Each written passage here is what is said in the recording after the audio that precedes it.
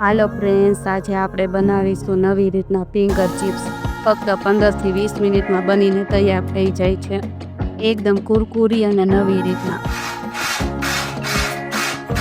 બટેટામાં regular મસાલાની સાથે આપણે એવી વસ્તુ ઉમેરશું કે ચિપ્સ લાંબા સમય સુધી ક્રિસ્પી રહેશે.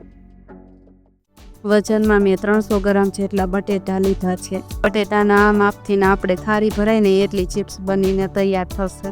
હવે બટેટાની આપણે છાલ કાઢીને બટેકાના નાના ટુકડા કરી લઈએ.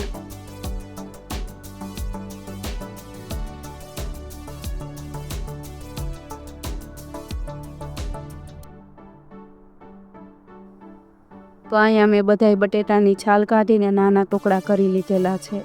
હવે બટેટામાં પાણી નાખીને બટેટાને સારી રીતના ધોઈ લઈએ.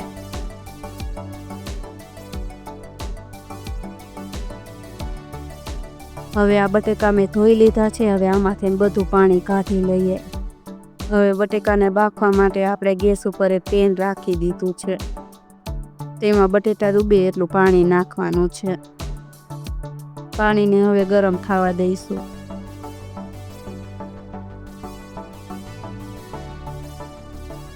પાણી ગરમ થઈ ગયું છે. હવે તેમાં બટેકા ઉમેરી દઈશું.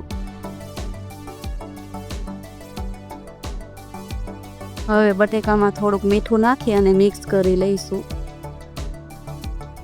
હાઈ ગેસની ફ્લેમ પર આપણે બટેકાને 8 થી 10 મિનિટ માટે ઉકળવા દઈએ. એટલે બટેટા એકદમ બફાઈને સોફ્ટ થઈ જાય.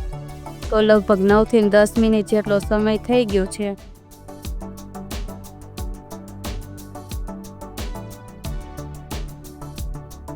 અને બટેટા આપણે આ રીતના લઈને જોઈએ તો બટેટા એકદમ સરસ રીતના ચડી ગયા છે. તો હવે ગેસની ફ્લેમ આપણે બંધ કરી દઈએ. હવે બટેટાને આપણે નીચે ઉતારીને કાણાવાળા વાસણમાં નાખી અને બટેકાને નીતરવા દઈએ. હવે આને આપણે થોડીક વાર ઠંડા કરી લઈએ. બટેકાની ચિપ્સને આપણે એકદમ ક્રિસ્પી કરવાની છે. એટલે બટેકાને આપણે એકદમ ઠંડા કરી લઈએ એટલે તેમાં સ્ટાર્ચનો ભાગ નીકળી જાય.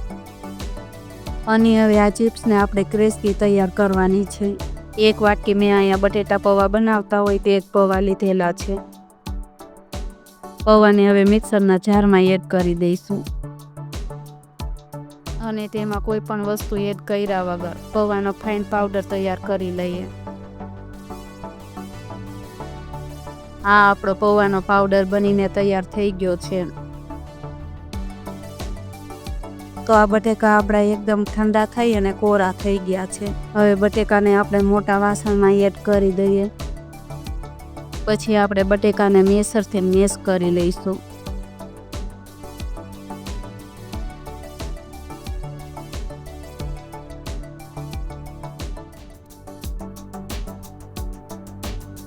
તો અહીંયા બટેટાને મેશ કરતાં આપણે ધ્યાન રાખવાનું છે કે બટેકાના કોઈ મોટા કણ ન રહી જાય. હવે બટેકામાં સ્વાદ પ્રમાણે મીઠું એડ કરી દઈએ. 1 ચમચી ચીલી ફ્લેક્સ એડ કરી દઈશું. એટલે કે અધકચરા ક્રશ કરેલા 1 ચમચી મરચાં એડ કરી દઈશું. અડધી વાટકી જેટલા કોથમીરના પાન એડ કરી દઈએ. આ પૌવાના પાવડરને આપણે મિશ્રણમાં થોડું થોડું એડ કરી અને મિક્સ કરતા જઈએ.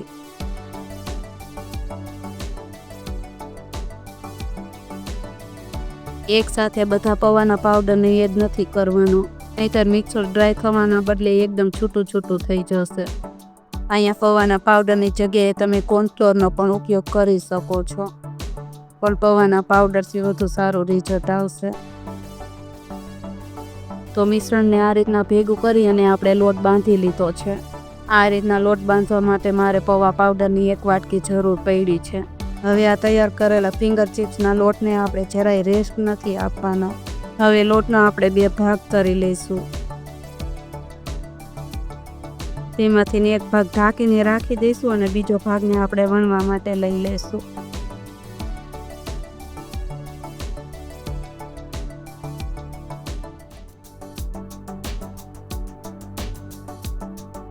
હવે મિશ્રણને આ રીતના વણી લઈશું.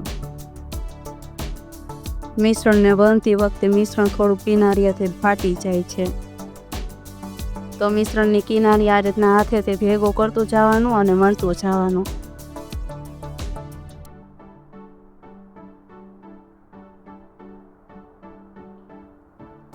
તો અહીંયા તમે જોઈ શકો છો મેં મિશ્રણને લાંબા શેપમાં વણી લીધું છે. હવે મિશ્રણનો આપણે ચારે બાજુનો ભાગ થોડો કાપી લઈશું.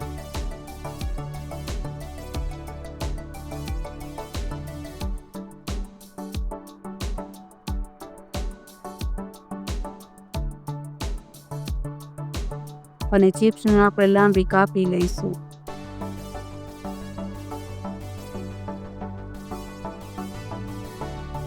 એક ચિપ્સને હું તમને આ રીતના હાથમાં લઈને બતાવું તો તે મીડિયમ થીક છે. હવે ચિપ્સને તળવા માટે તેલ ગરમ કરવા રાખી દઈશું.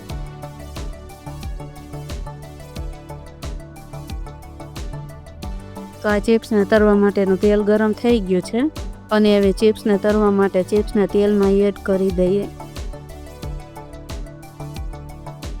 શરૂઆતમાં આપણે ગેસની ફ્લેમને હાઈ રાખવાની છે.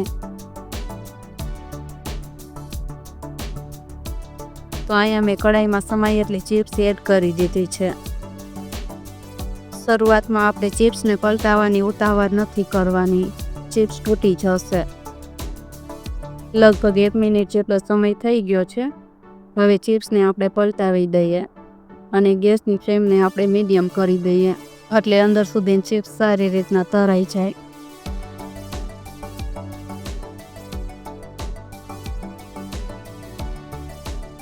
મીડિયમ ગેસની ફ્લેમ પર ચિપ્સને તળાતા 7 થી 8 મિનિટ જેટલો સમય થઈ ગયો છે અને બંને બાજુથી ચિપ્સ સારી રીતના તળાઈને ગોલ્ડન બ્રાઉન કલરની થઈ ગઈ છે. હવે તળેલી ચિપ્સને આપણે તેલમાંથી બહાર કાઢી લઈએ.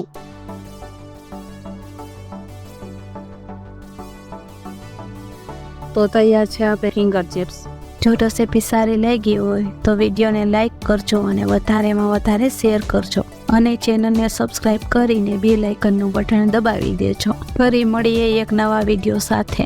Thank you for watching.